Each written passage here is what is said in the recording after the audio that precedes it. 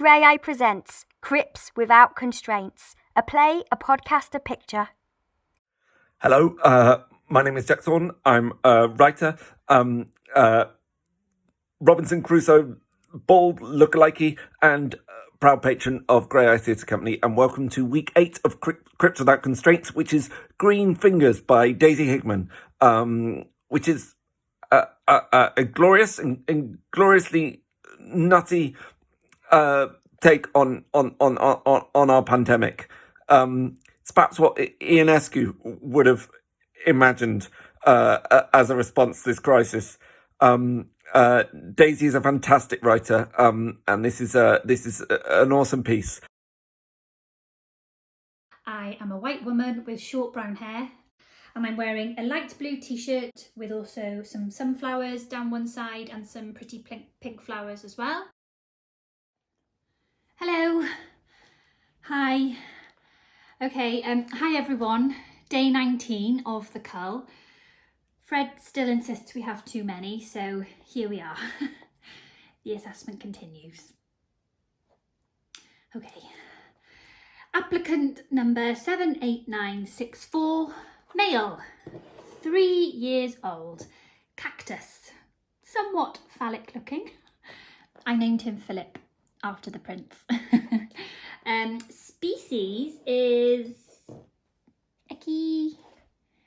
Echinopsis pachinoi, something like that anyway. Says here that his interests include jet skiing, photography and water polo, although he has had to quit for health reasons. There's photos of these activities on his Facebook page and they are quite recent, so I don't know how much of that we can believe. He's currently unemployed due to redundancy. He's a redundant cactus. I mean, Fred is making him redundant, but as he says, it is getting a bit much. Sorry, Philip. Medical records state Philip suffers from dry rot, allegedly terminal. Philip claims this is affecting his ability to photosynthesize. The remaining green areas of his skin seem perfectly capable and adequate for basic requirements, although I have quarantined him to stop it spreading to other plants. Philip also claims that the rot around the base of his central tubercle is affecting his ability to remain upright for extended periods or to drink from his root system. There's no evidence to support this. He was perfectly able to attend this assessment and drank when water was offered to him. Final recommendation, Philip is ineligible for extra support and I believe him to be capable of work. So, here's another one for you, Mr. Duncan Smith. Okay. Applicant 89067, Dorothy, 5 years old, succulent.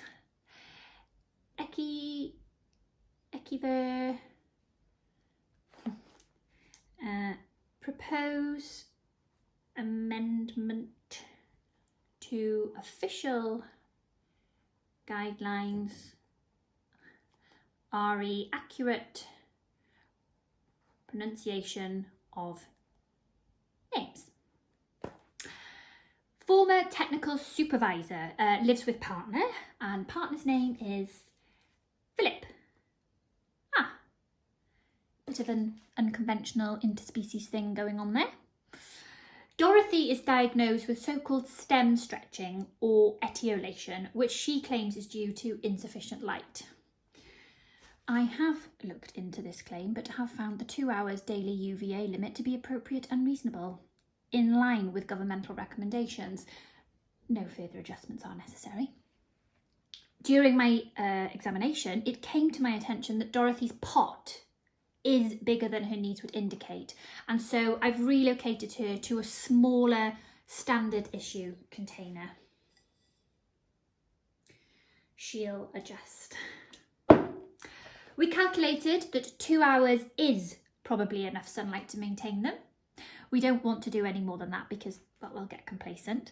No one is well served if we continue to subsidise inactivity. That's what Fred says. It's in everyone's best interest for economically unproductive individuals to engage in meaningful employment and self-reliance.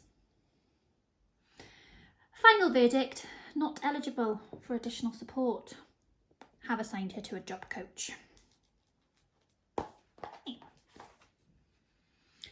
Right. Claimant 956876, Petunia. Oh, not actually a petunia. Some sort of cactus again.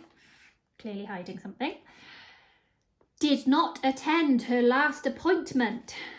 I am suspending her water privileges. She can reapply in 6 to 8 weeks and apply to the Drought Relief Fund in the interim for an emergency supply. Claimant 1008724, Sydney. Fucking Sydney. Sydney is appealing. Oh, oh she's made an official complaint about me. Apparently, Sydney thinks I'm underqualified to do this job. The nerve of her. Oh, let's see her do 6 months as a garden and homeware supervisor at Tesco's, eh? Huh? You couldn't, could you? You haven't got a fucking clue, have you, Sydney? Sitting about on your arse all day. Never worked a decent shift in your life. You're a waste of carbon dioxide, Sydney. A life not worth life. A sponge. A scrounger. A malingerer, Sydney. And I don't see why I should have to pick up your slack just because you got yourself sick. It's not my fucking responsibility, Sydney. You're a grown woman, Sydney. Pull yourself together and do a decent hard graft for a change. And don't expect me to pick up the housework for you just because you're suddenly poorly. That's not how it works. If you can't keep up, you're out, Sydney. You're not staying here.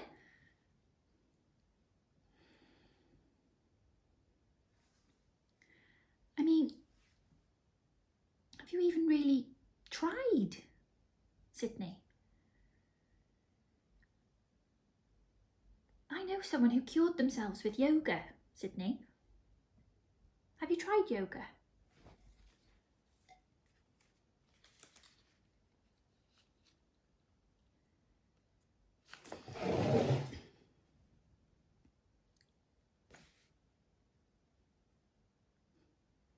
Fred says, if I let one of them off, they'll all be at it. Oh, my leaves are drooping, or oh, I can't do anything, my roots are bound, or oh, help, I've fallen over and I can't get up by myself. If they're not up to it, they shouldn't be here. Mum says it's cruel. Gave us a good laugh, that did. You'd never do that to a human being. They're only bloody plants, Fred said.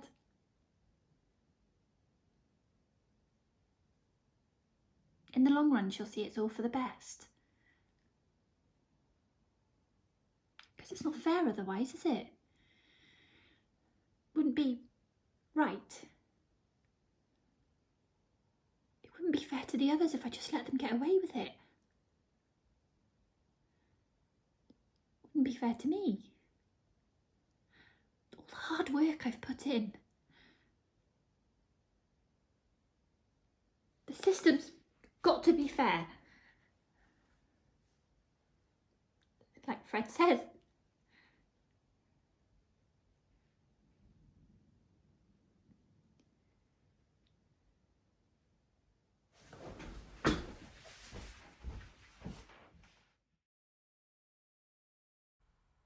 Performed by Philippa Cole, directed by Jenny Sealey.